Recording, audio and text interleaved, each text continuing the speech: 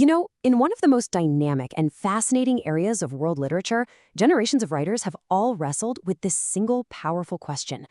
Who are we? So today, we're going to explore how Latin American authors have tried to answer it. But before we can even get to the literature, we have to start with a question that seems simple, but has a surprisingly complex answer. What and where exactly is Latin America? Honestly, figuring this out is a bit like trying to get everyone to agree on the best Spice Girl. The answer really truly depends on who you ask. So let's actually dig into the history of this term. Its origin story is, well, it's pretty surprising, and it's absolutely key to understanding this entire conversation.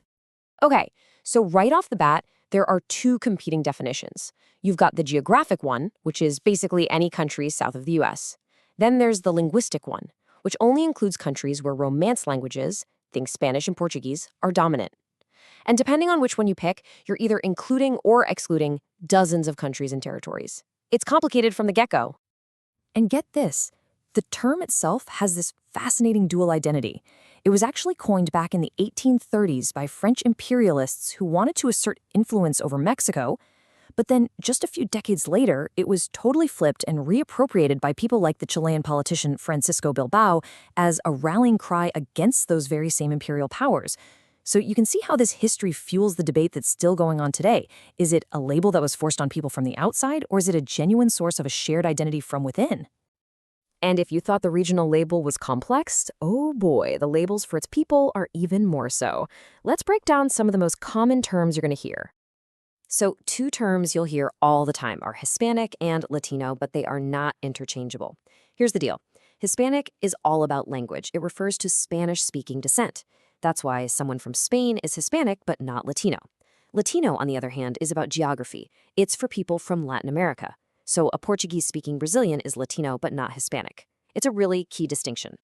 But even these broad labels don't really capture the full picture. To reflect the immense diversity inside the region, communities have created their own, more specific terms, like Chicano for people of Mexican descent in the US, Afro-Latino for folks with African ancestry, or New Yorkan for Puerto Ricans in New York. So this complex, layered, and often intense search for identity isn't just a topic for historians or sociologists. No, it is the absolute beating heart of Latin American literature.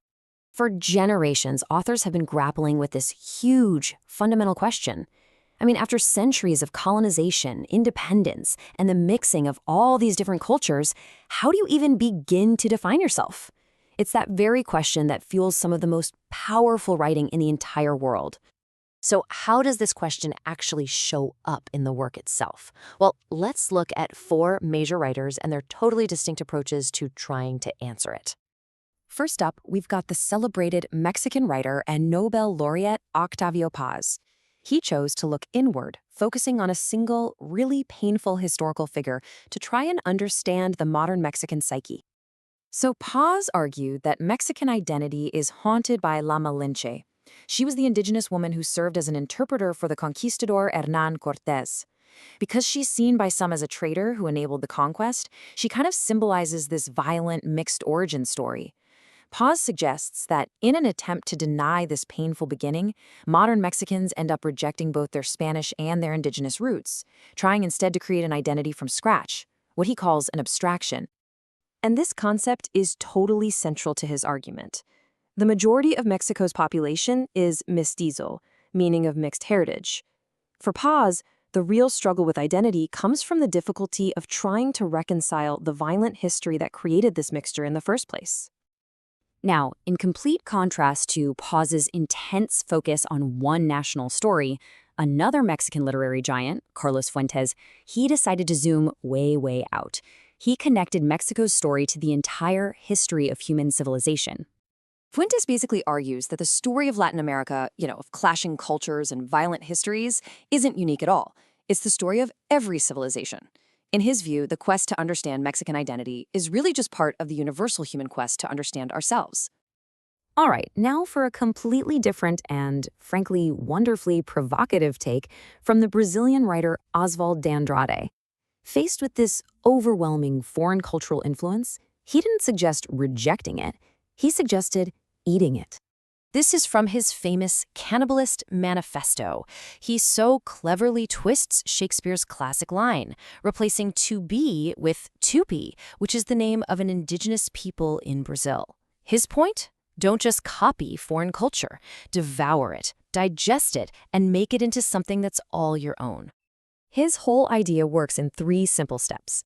First, you devour outside influences like European art or literature. Then you digest it, blending it with your local culture. And finally, from that mix, you create something totally new and uniquely Brazilian. Pretty cool, right? Our final author took this idea of engaging with the world to its ultimate conclusion, arguing against having any creative limitations at all. And that writer is the Argentine master Jorge Luis Borges. He really resisted the idea that an Argentine writer had to write about stereotypically Argentine subjects, like gauchos and tango. He saw that as a kind of creative prison. For Borges, where you come from isn't a limitation. He argued that Latin American writers shouldn't feel trapped by local subjects. The entire universe of stories, myths, and ideas was their birthright, and they should have the absolute freedom to explore all of it. And that leaves us with this final, powerful question.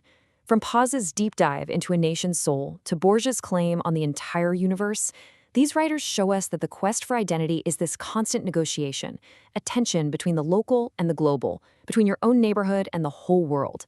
And it's right there, in that space, that some of the greatest literature is born.